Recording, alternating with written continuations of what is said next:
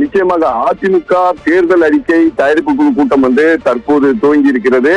இதில் OS Maniyan, Semmalai, Pollachi Jayaraman, Natham Viswanathan, Ponnaiyan, Jayakumar, Valarmathi, RB Udhayakumar உள்ளிட்டோர் பங்கேற்றுள்ளனர்.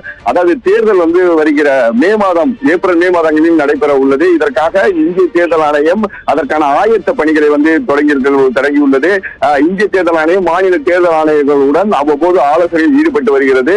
இந்நிலையில் தமிழகம் முழுவதும் உள்ள பல்வேறு கட்சியினர் தங்களுக்கான வேலைகளை, அதாவது தேர்தலை துரிதப்படுத்துவதற்கான வேலைகளை வந்து துவங்கிவிட்டனர். திமுக, அதிமுக உள்ளிட்ட கட்சிகள் அனைத்தும் வந்து தேர்தலை எதிர்நோக்குவதற்கான அனைத்து விதமான குழுக்கள், தேர்தல் அறிக்கை தயாரிப்பு குழு, தேர்தல் பிரச்சார குழு, தொகுதி பங்கீடு குழு என அனைத்து கட்சிகளும் தங்களுக்கான வேலைகள் வந்து துவங்கி இருக்கிற நிலையில் அதிமுக தங்களுடைய தேர்தல் அறிக்கை தயாரிப்பு குழுவை துவங்கியது. இதில் பல்வேறு தேர்தல் பிரச்சார குழு, தேர்தல் அறிக்கை குழு உள்ளிட்டவை அதிமுக சார்பிலும் அமைக்கப்பட்டிருந்தது. அதன் அடிப்படையில் தற்போது தேர்தல் அறிக்கை தயாரிப்பு குழுவின் முதல் கூட்டம் அதிமுக தலைமை அலுவலகத்தில் தற்போது வந்து நடைபெற்று வருகிறது. இதில் OS மணியன், செம்மலை, பொள்ளாச்சி ஜெயராமன், நத்தம் விஸ்வநாதன், பொன்னையன், ஜெயக்குமார், வளர்மதி, RB உதயகுமார் உள்ளிட்டோர் பங்கேற்றுள்ளனர்.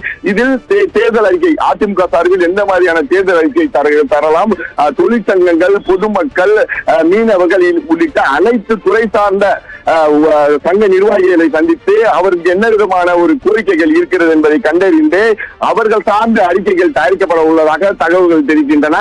பொதுவாக தேர்தல் அறிக்கையை பொறுத்தவரை பொதுமக்களிடமும் தொழிற்சங்கங்களிடம் கேட்டு பெற்றுதான் அவர்களுடைய கோரிக்கை என்னவென்று தெரிந்த பிறகுதான் இந்த தேர்தல் அறிக்கையானது தயாரிக்கப்படும். அதன்படி அவர்களுடைய முதல் கூட்டமானது துவங்கி உள்ளது.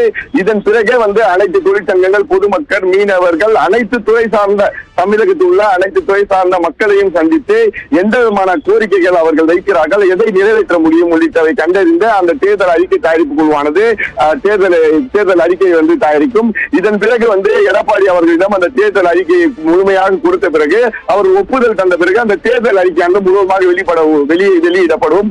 எனவே அதற்கான முதல் கூட்டமானது தற்போது துவங்கி உள்ளது.